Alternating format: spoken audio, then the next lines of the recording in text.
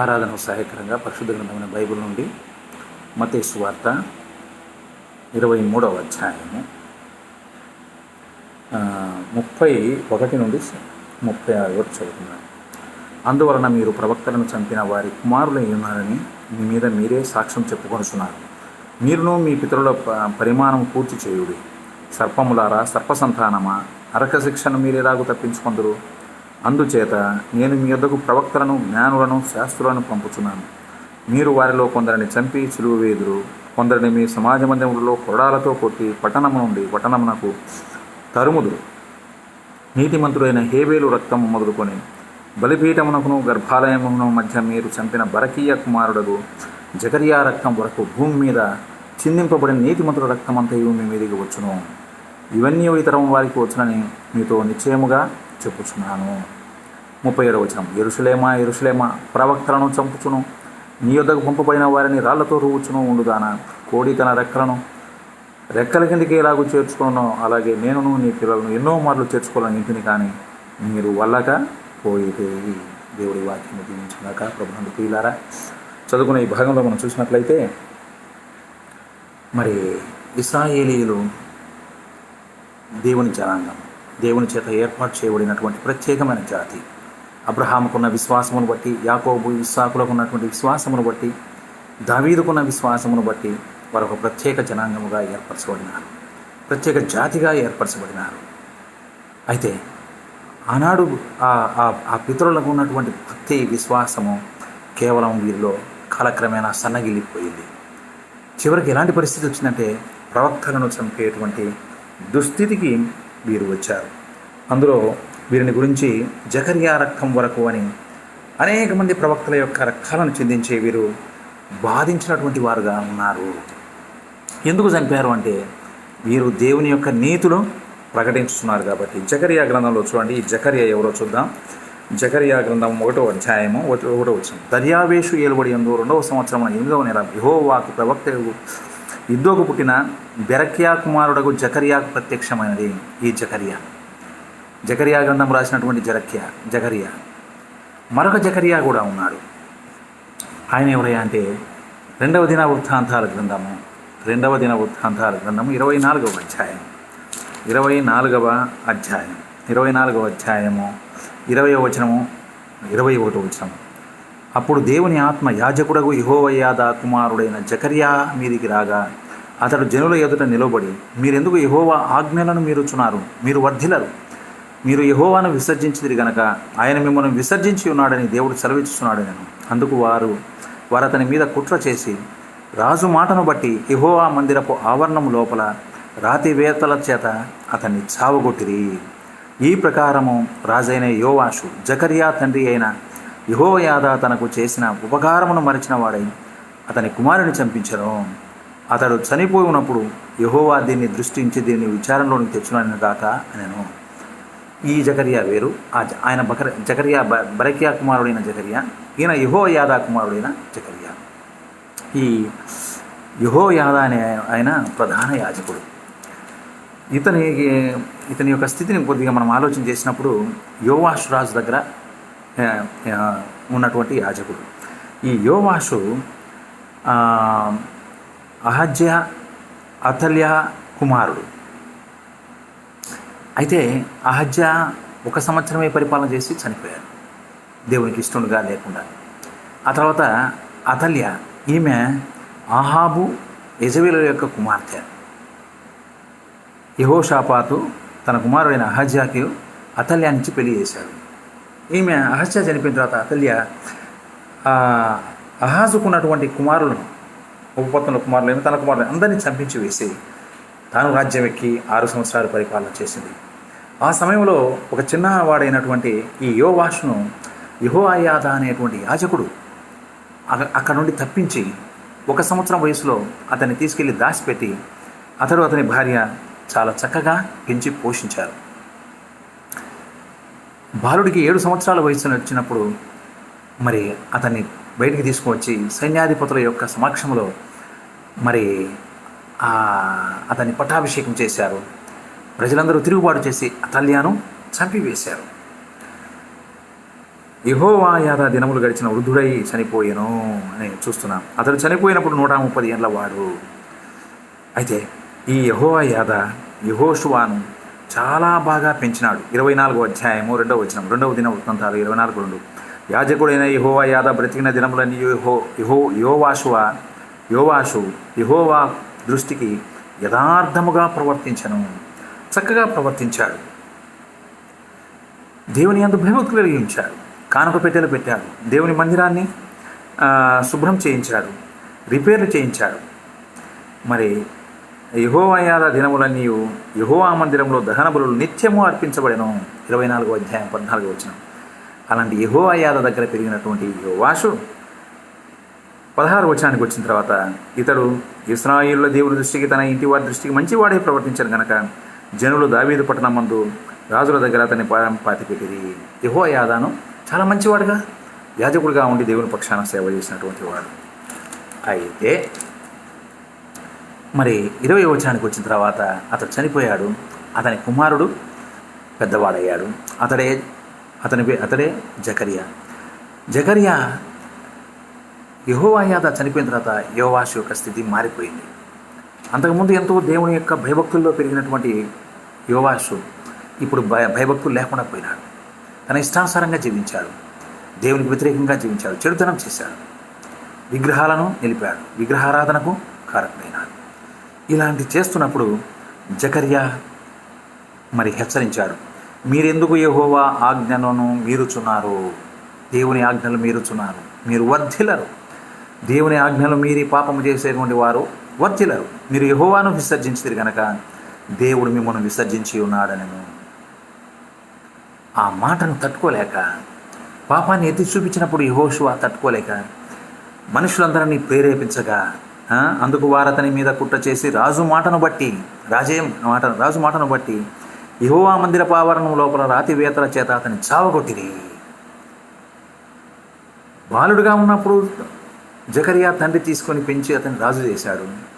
అతనికి మేలు చేయవలసింది పోయి అతని కుమారుడైన జకరియాను దేవుని ఆజ్ఞలను ఉన్నట్టుగా పాపమును ఖండించినందుకు అతను ఏం చేశారు? చంపివేశారు. ప్రియులారా, రాళ్లతో కొట్టి చంపినారు. అయితే అతను చనిపోయే ముందుగా అన్నాడు, యెహోవా దీన్ని దృష్టించి దీన్ని విచారణలోనికి తెచ్చునుగాక అన్నాడు. ప్రియులారా, దేవుడు విచారణలోనికి తెస్తాడు. ప్రియులారా, మనం చేసినటువంటి దానికి, మన పాపాలకు మనకు ఈ లోకంలో శిక్ష అనుభవించక తప్పదు. పాపము మనిషిని బంధిస్తూ వేస్తుంది. పాపము మనిషిని నరకానికి నడిపిస్తుంది. పాపము మనిషిని తీర్పునకు నడిపిస్తుంది. తీర్పు అనేది చాలా భయంకరమైనటువంటిది.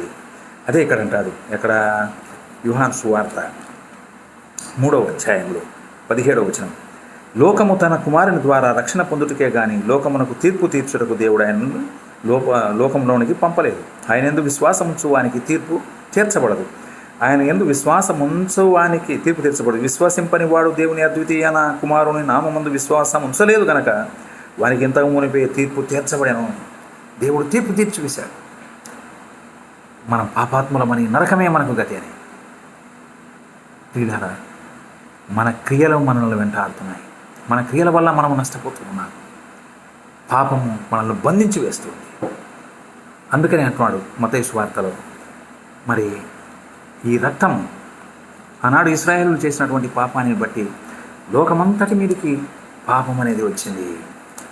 అంతేకాదు, ఇశ్రాయేలీలు మరి నీతిమంతుని హేబేలు రక్తం మొదలుకొని నీతిగా బతికిన వారిని, సత్యం కొరకు నిలిచిన వారందరినీ కూడా వారు చంపివేసినట్లుగా చూస్తున్నాను. అయితే ఎన్నోసార్లు కోడి తన రెక్కల కిందికి ఎలాగూ పిల్లలను చేర్చుకోవాలని ప్రయత్నం చేసినా, అయితే మీరు అలా రాలేకపోయారు. మిమ్మల్ని నేను ప్రేమించి మీకు మంచి బుద్ధి చెప్పి మిమ్మల్ని సరైన మార్గంలో పెట్టాలని నేను చూశాను, కానీ మీరు రానొలక పోతిరి అని ప్రభువు కూడా ప్రలాపిస్తూ ఉన్నాడు. సర్పసంతానం అని పిలుస్తున్నాడు. ఎంత ఘోరం! కాబట్టి ప్రియులారా, ఇక్కడ మనం చూసినట్లయితే ఇదే విషయాన్ని లూకాసు వార్త 11వ అధ్యాయము 51వ వచనంలో కూడా ఉంది. 11:51, లోకము పుట్టినది మొదలుకొని అనగా హేబేలు రక్తం మొదలుకొని బలిపీఠమునకు మందిరమునకు మధ్య నశించిన జకరియా రక్తం వరకు చిందింపబడిన ప్రవక్తలందరి రక్తము నిమిత్తము ఈ తరం వారు విచారింపబడుదురు. నిశ్చయంగా ఈ తరం వారు ఆ రక్తము నిమిత్తము విచారింపబడుదురు. రక్తాపరాధము దానిని బట్టి తీర్పు తీర్చబడతారు అని మనం చూస్తూ ఉన్నాం. ఎందుకనగా రక్తము ప్రాణమునకు ఆధారం.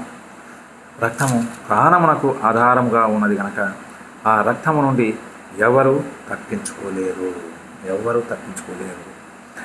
రక్తము చిందించిన వారికి ఆ యొక్క రక్తము వారి నెత్తి మీద నిలిచి ఉంటుంది అన్నమాట. 16వ అధ్యాయం ప్రకటన గ్రంథం 16:5 అక్కడ కూడా ఒక మాట చెప్పబడింది. 16వ అధ్యాయము 5వ వచనం. అప్పుడు వర్తమాన భూతకాలంలో ఉండు పవిత్రుడా, పరిశుద్ధుల రక్తమును ప్రవక్తల రక్తమును వారు కార్చినందున తీర్పు తీర్చి వారికి రక్తము త్రాగనిచ్చితివి. దీనికి వారు పాత్రులే. పరిశుద్ధుల రక్తము అంటాడు. పరిశుద్ధుల రక్తము ప్రవక్తల రక్తమును వారు కార్చినందున రక్తమును కార్చారు, పరిశుద్ధుల రక్తాన్ని కార్చారు. ఎంత ఘోరం! అలాగనే మన ప్రభు అయిన యేసుక్రీస్తు వారిని కూడా మత్తయి సువార్త 27వ అధ్యాయం ఆయన్ను అన్యాయమైన తీర్పు పొందినాడు. ఏ పాపం ఎరుగనటువంటి వాడు, సత్యబోధలు చేసినటువంటి వాడు, రోగులను స్వస్థపరిచినటువంటి వాడు, ప్రతి ఒక్కరిని బాగు చేసినటువంటి వాడు. ఆయన ఉన్న స్థలంలో ఎక్కడ మరణం లేదు, పాపం రోగం లేదు. అయితే ఆయనను అన్యాయమైన తీర్పు తీర్చి ఆయన్ను శిలువ శిక్షకు అప్పగించారు. ఆ విషయాన్ని ఇక్కడ 27వ అధ్యాయం మత్తయి సువార్త 27:25 అప్పుడు పిలాతు విచారణ చేశాడు. యేసు ప్రభువులో ఏ తప్పిదం లేదని. ఆయన అంటాడు, ఈ నీతిమంతుని రక్తమును గూర్చి నేను నిరపరాధిని, మీరు ఇతని రక్తం కూడా చెల్లించాలని చూస్తున్నారు. హేబేలు మొదలుకొని ఇప్పటి వరకు నీతిమంతులందరినీ చంపుతున్నారు. ఇదిగో ఇతను కూడా నీతిమంతుడే. ఈ నీతిమంతుని గురించి నేను నిరపరాధిని, మీరే చూసుకొని చెప్పినందుకు ప్రజలు వాని రక్తం మా మీదను మా పిల్లల మీద ఉండునుగాక అనేది. వాని రక్తం ఎవరి మీద ఉండాలనుకున్నారు? మా మీద, మా పిల్లల మీద ఉండునుగాక అనేది. ఎంత ఘోరమో పిల్లరా! వారు వారు వారు తమకు తాముగా తీర్పు తీర్చుకుంటూ ఉన్నారు. మా మీద, మా పిల్లల మీద ఈ యొక్క రక్తము ఉండునుగాక అని అంటున్నారు. పిల్లరా, మానవులు పుట్టుకతో పాపం చేస్తున్నారు, పెరుగుతూ పాపం చేస్తున్నారు. నీతిగా ఉన్న వారిని ఎవరిని కూడా ఈ లోకంలో ఉంచకుండా వారు చంపడానికి ఇష్టపడుతూ ఉన్నారు. అందుకనే ఆ విషయాన్ని గురించి అపొస్తలుల కార్యంలో మన ప్రభువైన యేసుక్రీస్తు అన్యాయమైన తీర్పు పొందినాడు, భారమైన సిలువను మోసుకున్నాడు, సిలువ శిక్షణ పొందాడు, మేకులు కొట్టబడ్డాయి, ఏ పాపము చేయలేదు.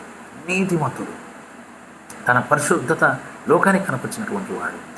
అలాంటి ప్రభువును వీరందరూ కలిసి సిలువకు వేసి చంపివేశారు. అయితే ఆయన తన ఇష్టానుసారంగా తన ప్రాణం పెట్టాడు.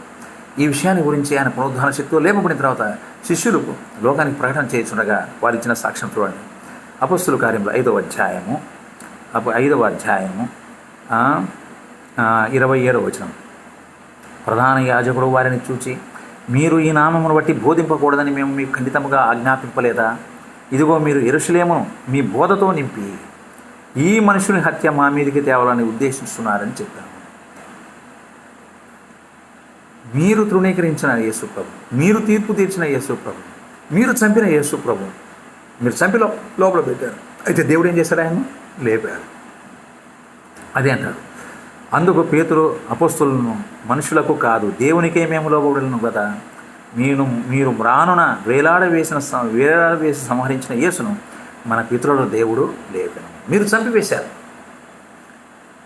హేబేలును చంపినట్లు చంపారు, జకర్యాను చంపినట్లు చంపారు, ఎంతోమంది ప్రవక్తలను చంపినట్లుగా చంపారు, పరిశుద్ధులను ఎంతోమంది చెప్పారు, నీతి చెప్పిన వారందరినీ చంపారు, సంహరించారు.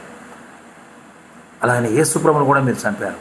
అయితే యేసు ప్రభు ఆయన ప్రవక్తే కాదు, సాధారణమైన మనుషులు కాదు, ఆయన అద్వితీయ శక్తి కలిగినటువంటి దేవుడే మానవాకారం దాల్చి యేసు ప్రభుగా ఈ లోకానికి వచ్చాడు.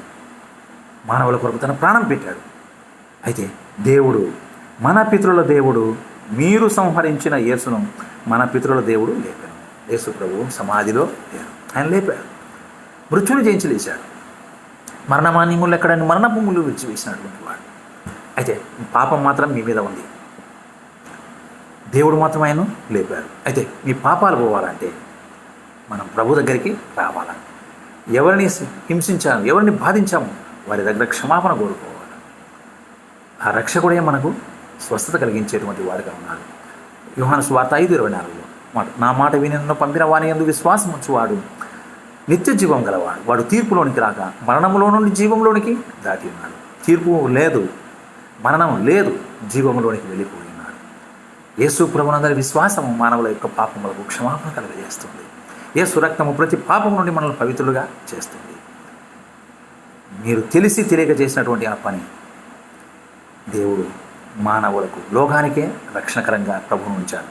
కావున ప్రభుని యేసుక్రీస్తు నందు విశ్వాసం ఉంచిన మనం, ఆ ప్రియ ప్రభువును ముందు విశ్వాసం ఉంచిన మనం, ఆయన కృప వలన మనము పాపక్షమాపణ పొంది పరలోక రాజ్యానికి వారసులమైన ఈ సత్యాన్ని గుర్తెరిగి ఆయనకు సాగిలపడి ఆయనకు గణపరుద్దాం, మహిపరుద్దాం. నమ్మని వారిని నమ్ముదాం, ప్రభునందు విశ్వాసం ఉంచుదాం. ఎందుకనగా మనం అపరాధులం, మన పాపముల కొరకు మనము అపరాధముల నిమిత్తమైన చంపబడినాడు, మనల్ని బ్రతికించడం కొరకు ఆయన తిరిగి లేపబడినాడు. కాబట్టి ఆయన ఎందుకు విశ్వాసం ఉంచిన మనం ఆదివారం ఆరాధన చేస్తూ ఆయన స్తుతించి ఆరాధించి మహిమపరచడం గాక. దేవుడి వాక్యం మన కొరకు దీవించడం గాక. ఆమేన్. ప్రభువైన యేసు తన పవిత్ర రాత్రి ఒక రొట్టెనైతే మనకు కృతజ్ఞతాస్తుతులు చెల్లించి దాన్ని విరిచి, ఇది మీ కొరకైన నా శరీరము నన్ను జ్ఞాపకం చేసుకున్నట్టుగా దీన్ని చేయడం చెప్పాను. కృపగల తండ్రి, కనుగొల నాయన పరిశుద్ధ స్తోత్రములు, మీ శరీరం సాధించిన రొట్టెలో పాల్గొని పొందుతుండగా మీరే మహిమ పొందమని, మా ఆరాధన స్వీకరించుమని మా ప్రభువైన యేసుక్రీస్తు నామమున చెల్లించి ఆరాధించున్నాం తండ్రి. ఆమేన్.